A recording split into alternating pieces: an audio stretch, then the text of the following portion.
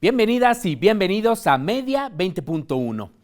Estamos viviendo una etapa muy interesante en el modelo de la comunicación que se lleva a cabo fundamentalmente desde la Presidencia de la República.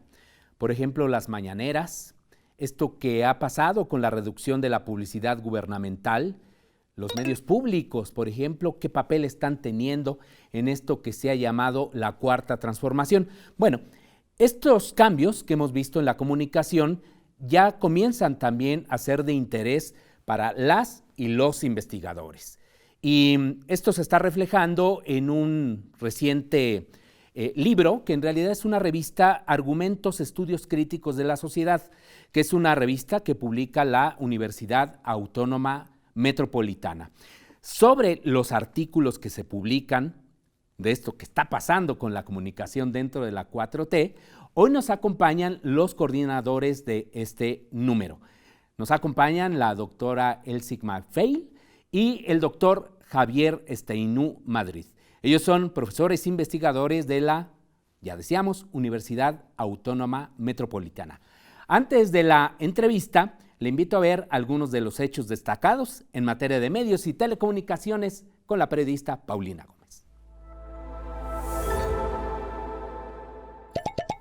El periodista, escritor y poeta, ex senador fundador del diario La Jornada, Carlos Payán Belver, falleció el 17 de marzo a los 94 años de edad. Entre aplausos, vivas por su legado y la interpretación del himno del movimiento obrero, la Internacional, Payán Belver fue despedido en una agencia funeraria ubicada en Félix Cuevas. El sábado 18 de marzo, durante el acto que encabezó el presidente Andrés Manuel López Obrador en conmemoración de los 85 años de la expropiación petrolera, se guardó un minuto de silencio en recuerdo del periodista, quien también fundara con Epigmenio Ibarra la productora Argos. TV UNAM lamentó en redes sociales la partida de Carlos Payán y envió un abrazo solidario a su familia y amigos. En Media 20.1 también recordaremos con admiración al maestro Payán. La jefa de gobierno, Claudia Sheinbaum, informó que la Ciudad de México se convirtió en una de las capitales audiovisuales de mayor relevancia en el mundo y la más importante en América Latina por la producción de películas e inversiones en este rubro. Durante la presentación del Anuario Estadístico 2022 de la Comisión de Filmaciones de la Ciudad de México, la mandataria local resaltó lo siguiente. Este proceso que tanto se habla de nearshoring, de relocalización, de industrias, de empresas, es ya una realidad en la Ciudad de México y particularmente con lo que tiene que ver con la industria creativa. La ciudad es hoy un espacio de libertad, un espacio de democracia, un espacio de inversión y un espacio creativo sin igual en nuestro país y sin igual en el mundo entero. De acuerdo con datos del Anuario Estadístico 2022, durante el año pasado se filmaron en la Ciudad de México 1,289 proyectos, lo que representó un crecimiento del 23% con respecto a 2021. En inversiones para estas filmaciones, el crecimiento fue de 16.4% con respecto a 2012, al pasar de $563.7 millones a $656 millones. Después de casi 2 años, el Senado dictaminó la minuta de la Cámara de Diputados que abrogó la Ley de Imprenta de 1917. En el dictamen, las y los senadores advirtieron que dicha legislación limita de forma evidente y grave el goce y ejercicio de los derechos de libertad de expresión, opinión e imprenta. Al respecto, la senadora Olga Sánchez Cordero dijo lo siguiente. Genera restricciones que hoy en día son consideradas como inaceptables y violatorias al Estado de Derecho y a los derechos humanos y al artículo 1 de nuestra Constitución y a las libertades consagradas en ella. El histórico dictamen fue remitido al presidente de la República para su aprobación y publicación en el Diario Oficial de la Federación. Canal 14 del Sistema Público de Radiodifusión del Estado Mexicano, SPR, estrena programación de primavera con 12 programas, 11 de los cuales son producción propia. Sobre estos estrenos, el presidente del SPR, Genaro Villamil, dijo lo siguiente. Es una identidad muy primaveral, muy candente, es una propuesta novedosa, sobre todo en términos de temáticas como la sexualidad, como la salud, como la música contemporánea y por supuesto que no se escucha normalmente en los medios comerciales, de propuestas de cine muy importantes, sobre todo de mujeres cineastas mexicanas, y también documentales y testimoniales muy importantes como Cartas desde la cárcel. Entre los estrenos se encuentran las series Mi Cuerpo Libre, donde se explora cómo se vive la sexualidad en distintas etapas de la vida, y Cómo no, en la cual se retrata la vida profesional de 8 personas con discapacidad. Ya estamos aquí de regreso en Media 20.1, pero ya para la entrevista, ya le decía, hoy nos acompañan la doctora Elsie McPhail. Lo dije bien, ¿verdad? Sí, lo dijiste bien. Bienvenida. Y el doctor Javier Steinú. Gracias, Gabriel. Este es un número maravilloso. ¿En qué sentido? Nos trae una reflexión fresca sobre lo que está pasando con la comunicación en la llamada 4T. Antes de entrar de alguna manera a este terreno, ¿qué es Argumentos, Estudios Críticos de la Sociedad, Elsie? Bueno, es una revista muy importante para países de habla hispana y para quien se interese en trabajar cuestiones de ciencias sociales, humanidades también. Y siempre tenemos temas interesantes. Por ejemplo, en esta ocasión es los procesos de comunicación en la 4T, pero anteriormente había temas sobre agua, temas sobre el propio COVID, temas sobre contaminación, etcétera. Y siempre tratamos de invitar gente que esté especializada en la materia para que a su vez convoque a un grupo de investigadores que pueda enviar sus trabajos a dictamen a la revista. Exacto. Entonces, que es una revista indexada, ¿no? Es una revista indexada, científica, sí, ¿no? Y este es el número 99, doctor Javier Steinú.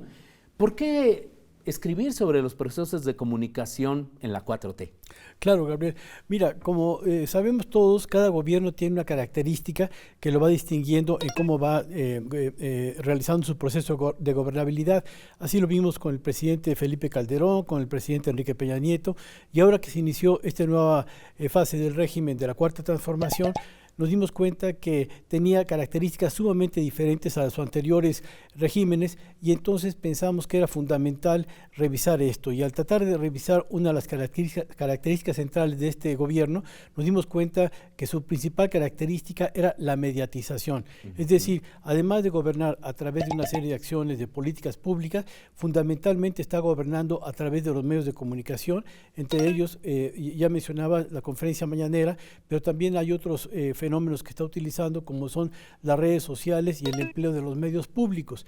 Entonces nos pareció muy importante tener una aproximación crítica y revisarlo desde la academia, no desde posiciones de partidos políticos, ni de líneas preconcebidas, ni de planteamientos de otros intereses, sino qué nos puede decir la academia acerca de lo que son las características de esta nueva fase de gobierno en la cual estamos en el país desde junio de 2018. Y por eso dedicamos este tema al número 99 de la revista Argumentos. Exacto. Y antes de platicarle a nuestra audiencia de todos los artículos que aquí se incluyen, Elsie, tú escribiste de manera específica el tema de la mañanera. Sí. ¿No? Sí.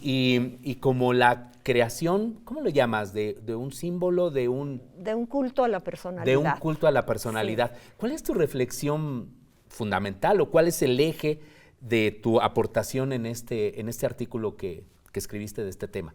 Bueno, Gabriel, porque sabemos que nuestro presidente es un tema fascinante, fascinante porque pues ha logrado monopolizar la palabra política en lo que es una conferencia de prensa transformada en mañanera, porque todos sabemos que eso no es una conferencia de prensa, es un espacio de propaganda, ¿no? Es un espacio de propaganda y también información, ¿por qué no decirlo? Y de rendición de cuentas, él dice que es rendición de cuentas, pero básicamente yo lo tomo como un espacio en donde se construye el culto a la personalidad, que ya lleva mucho tiempo construyéndolo, ¿no?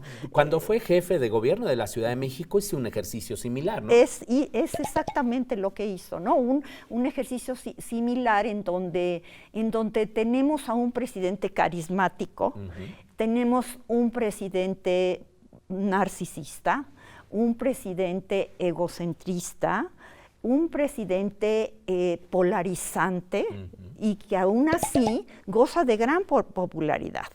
Entonces, eso es lo que me fascinó del tema del culto a la personalidad, que no es nuevo, ¿no? Se ha manejado desde tiempos de Lenin, ¿no? El propio Stalin fue el que dijo, yo no quiero salir en primera plana, el que tiene que salir es Lenin, y le creó todo un culto a la personalidad. Ya cuando murió Lenin, bueno, pues ya él mismo se construyó su culto.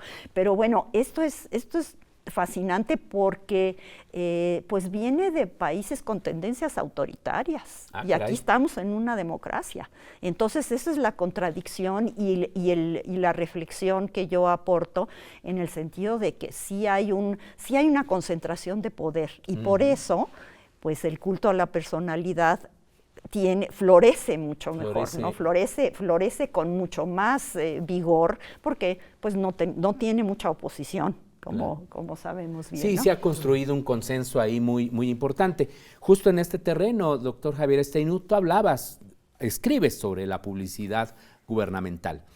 Es claro que sí estamos en una relación distinta del presidente o de los anteriores presidentes con los medios de comunicación, y una de ellas pues tuvo que ver justo con un recorte importantísimo de la publicidad gubernamental, lo cual ha permitido que muchos medios pues ejerzan plenamente su libertad de expresión. Pero ¿cuál es tu diagnóstico a partir justo de una política pública muy clara que fue reducir el dinero a los medios?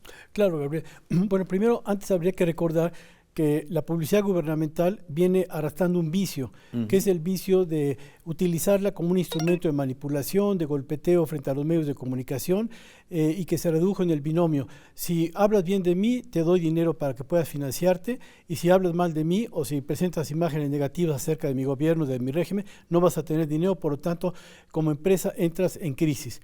Y esto se fue aplicando como una herramienta de pago para que no me pegues. Y se convirtió en la famosa ley Chayote. Sí. Es decir, se daba una dádiva para que los periodistas quedaran comprados, subordinados al poder en turno, y de esa manera no tuviéramos una realmente investigación con carácter social, sino con carácter discrecional. Esto fue lo que se arrastró durante todo el prismo, 70 años de modelo de comunicación que se aplicó, luego se volvió a aplicar en el periodo de la fase del periodo del PAN, y ahora nuevamente durante la etapa de la fase de cambio de gobierno hacia la cuarta transformación se pensaba que no se iba a repetir esto.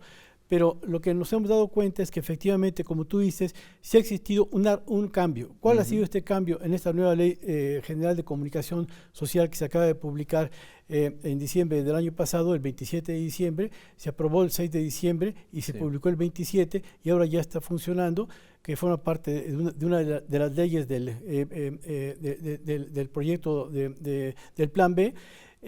Lo que se observa es que el cambio fundamental es que se redujo el porcentaje de publicidad que anteriormente se gastaba.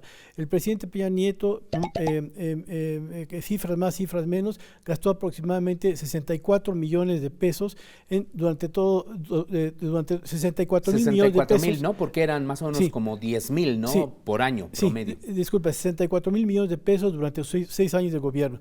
Y actualmente se planteó que eso se reduciría al 50%, que en la última ley se acaba acaba de modificar todavía más porque se planteó que sería el 1% del total del presupuesto de cada gobierno o de cada entidad federativa la que se iba a autorizar para gastar en publicidad gubernamental. Entonces, esto sí es un logro porque se evita tener esa sobreexposición de tener una cantidad de información. Pero otros aspectos no se modificaron. Por ejemplo... Si quieres ahorita, doctor, porque tenemos ya que hacer una pausa, ahorita nos platicas de esos otros aspectos que hay que considerar en este cambio, en el plan B, ¿no?, de la reforma electoral, pero que abarca, pues, bien lo decías, todo el tema de los dineros también a los medios de comunicación. Así que, por favor, no se vaya. Muchas gracias por continuar en Media 20.1. Estamos platicando con el doctor Javier Steinú y con la doctora Elsie MacPhail, ambos investigadores, profesores de la Universidad Autónoma Metropolitana, Unidad Xochimilco, sobre este número, el 99 de la revista Argumentos, Estudios Críticos de la Sociedad, que está dedicado a los procesos de la comunicación en la 4T. Y antes de irnos al corte, nos estabas explicando, doctor Steinú, de que sí, por una parte, el recorte de estos recursos que se dan a los medios de comunicación, lo cual, pues de alguna manera, quita estos hilos de control que se tuvieron, pues, durante décadas. Pero también hay otras consecuencias que se han tenido a partir de una modificación que se ha hecho a la Ley de Comunicación Social.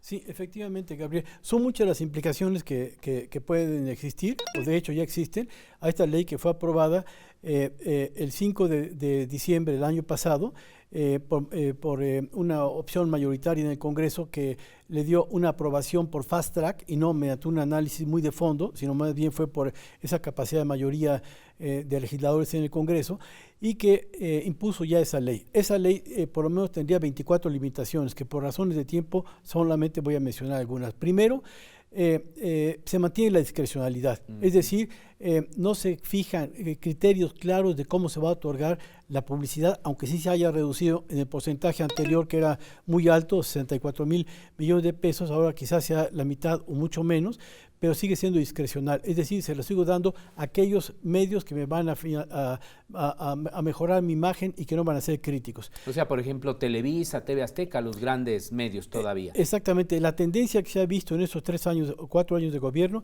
es que los principales medios que han sido favorecidos ha sido Televisa en primer lugar, segundo Televisión Azteca y tercero La Jornada. Y todos los medios que son críticos han tenido menor aportación de presupuesto o incluso han carecido. Por ejemplo, la revista Siempre tiene 0 por ser una revista proscrita, por ser crítica. Segunda característica, y es muy preocupante, es que se modificó el concepto de propaganda. Antes, en la ley anterior de comunicación social, la propaganda estaba reconocida como cualquier acto de proselitismo que pudiera ejercer un funcionario público para apoyar algún candidato, institución, partido y para darle respaldo. Ahora queda convertida la propaganda exclusivamente en aquellos contratos que son expresamente definidos para eso. Por lo tanto, las expresiones que puedan tener los funcionarios públicos, ya sea el presidente, los secretarios de Estado, los municipios o incluso los gobernadores, no están considerados como propaganda. Y eso un poquito más adelante voy a explicar qué consecuencias va a tener, pero entre ellos la mañanera ya no se consideraría propaganda en estos periodos electorales, sino simplemente como distribución de información correspondiendo al derecho a la información. Pero eso va a generar otros conflictos que quisiera retomar más adelante. Muy bien, muy bien. Ahorita nada más fue aprobada por diputados, no todavía falta la discusión en el Senado. No, la ley de comunicación social ya fue aprobada. Por las dos cámaras. Sí, y fue publicada ya en el Diario Oficial el 27 de diciembre, por lo tanto ya está vigente. Lo único que queda pendiente es si la Suprema Corte de Justicia, en las controversias constitucionales que ya se han planteado, que por lo menos son 7 controversias, la va a aprobar definitivamente o no. Y existe un alto margen, porque es muy anticonstitucional esta ley, que sea dirimida. Ahora, Elsie, esta revista tiene muchas otras aportaciones. ¿Por qué no nos platicas en términos generales, qué pueden encontrar en nuestras audiencias en este número? Bueno, pueden encontrar una serie de trabajos muy interesantes, por ejemplo, sobre específicamente el tema de la mañanera. Ajá. Hay una pregunta que se hace varias una investigadora, que si la mañanera es organismo democratizante o organismo de propaganda exclusivamente, ¿no? Hay otro que se llama los usos del pasado indígena en las estrategias de comunicación. Hay otro que se llama la retórica del populismo en el discurso de las mañaneras, que eso es un trabajo muy interesante porque viene a construir, a reconstruir todo el concepto de populismo que está tan, que ha sido muy malinterpretado, ¿no? Sí. Entonces, creo que sí es interesante. Luego la configuración también otra vez en la comunicación presidencial, ¿no? Que en algunos casos hay temas, por ejemplo, de la pandemia y el derecho a la información y la discapacidad de nuestro colega Elías Levin, que trabaja con mucha minuciosidad este problema de que siempre los discapacitados son los olvidados, ¿no? En materia informativa, de comunicación, de acceso, etcétera. Entonces, pues también hay otra cuestión sobre los medios públicos, que siempre es algo interesante. ¿Cómo no? Y bueno, también en esto hay un debate, por ejemplo, en términos de qué papel, y esto lo digo yo en el trabajo que presento, qué papel tiene la mañanera en el sentido de monopolizar la información. Y a mí me parece muy interesante y muy preocupante que los medios retomen exactamente el tema de la mañanera en todos los medios. O sea, si tú monitoreas los medios, retoman exactamente lo que está pasando en la mañanera y no se les ocurre hablar de otra cosa. Por lo menos en un principio, muy crítica, ¿no? Aunque sea, no importa, aunque me critiquen, pero que hablen de mí, ¿no? Eso es como el lema.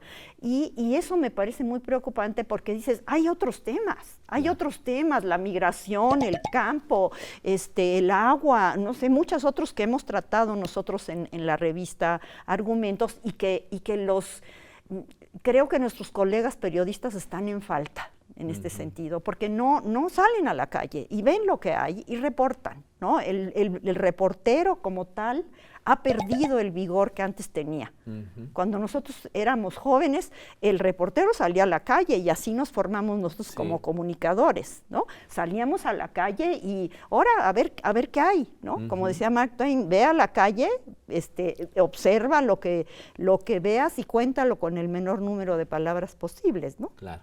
Y no cubren ese vacío, por ejemplo, ahora que tanto se habla de los youtubers, tiktokeros y como estos periodistas emergentes, ¿no? Que particularmente durante estos últimos años han crecido de una manera importante, ¿no, doctor? Claro. No, bueno, se hizo la convocatoria abierta, pero no hubo análisis muy de fondo de esos temas. Sí, ¿no? Lo cual habla de una poca reflexión por parte de otro sector de la sociedad para reflexionar sobre esta parte que es la más reciente que ha surgido en las redes sociales y en el Internet. De acuerdo. Ya nos queda muy poquito tiempo. ¿Con qué concluirían, pues ahora sí que del aporte fundamental de esta revista y también dónde la podemos encontrar? Bueno, el aporte es que abre el tema para seguir investigando muy minuciosamente, ¿no? Esto requiere de una minuciosidad. Aquí nuestro compañero ve la mañanera todos los días. Yo también no me la pierdo. Pues sí. Es que eso es lo que tenemos que hacer para ver qué pasa y qué pasa en confrontación con los medios. Yo me he dedicado a confrontar esto con los medios. Y entonces, bueno, pues ¿qué están diciendo? ¿De qué están hablando? Pues hay una cuestión fascinante allí, ¿no? Y preocupante al mismo tiempo de monopolio de la palabra y de concentración de la palabra pues en todos los medios, y los periodistas pues los tenemos que invitar a que salgan a la calle. Y como tú dices, las redes sociales están jugando un papel muy importante en este momento, ¿no? Porque allí están los temas, a lo mejor, ahí están los temas que deberíamos estar investigando. Y bueno, hay muchos colegas que lo hacen.